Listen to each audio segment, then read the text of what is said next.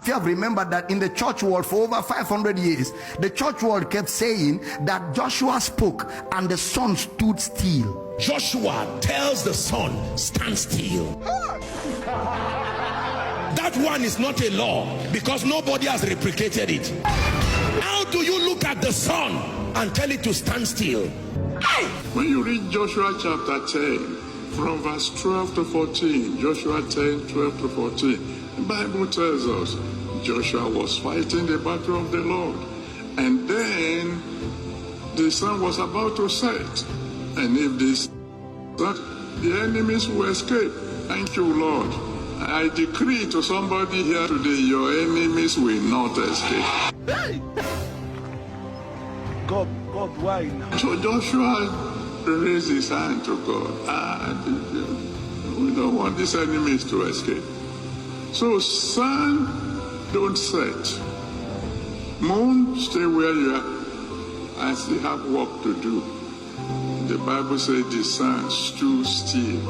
That's what the church world has taught, but it is because the church world are not paying attention to intelligent reasoning. Because if the church world were paying attention to intelligent reasoning, you know that the sun never stops.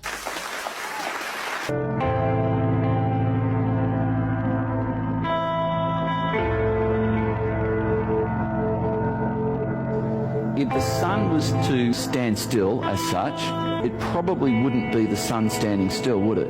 It would be the earth standing. So that happened in about 12 minutes. Life on planet Earth, for the most part, would wind down.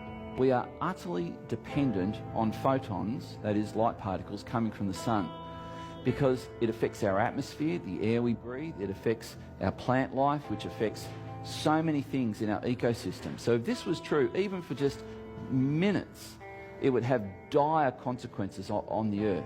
In case you think that that's just a myth, that it didn't happen. When science got to a stage when men wanted to send man to the moon, and they had to do some calculations, they discovered that a day is missing from the day the sun and the moon began to move.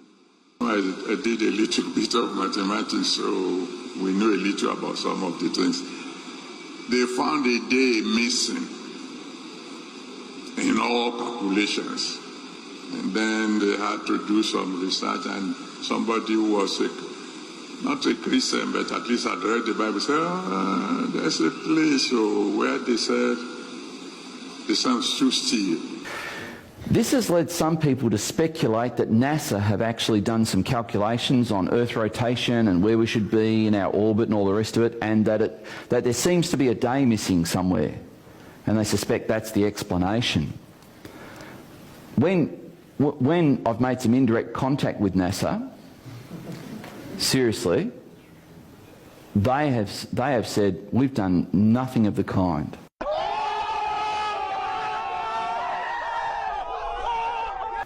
It's actually what you're suggesting we've done is just not possible. You can't do it. So NASA haven't done it, and you may have heard that NASA have done that, and you have every good reason to treat that with a great deal of skepticism. So it's not the sun that Joshua spoke to, it's the earth that Joshua spoke to. And when he spoke, the earth stopped and did not rotate. Because it is the rotation of the earth that brings sun and moon. I don't know if you understand what I'm saying.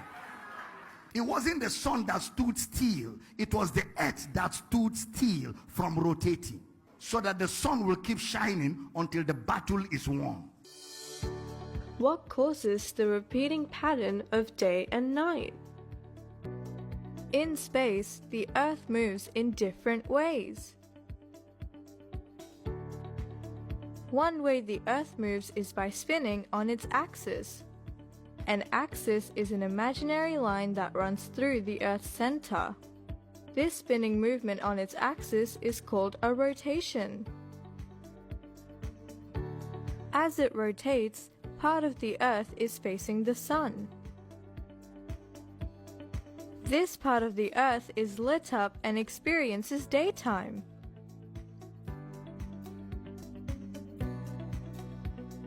At the same time, the opposite side of the earth is facing away from the sun. This part of the earth is in darkness and it is nighttime.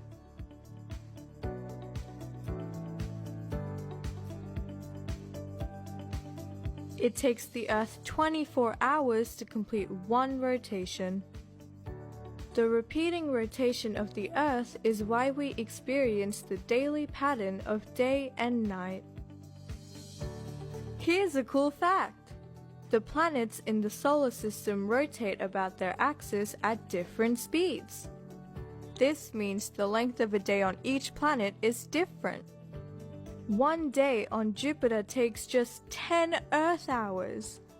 One day on Venus takes 243 Earth days. I think I'll call it a day now. So that's why when we teach the Bible, we think as we are studying.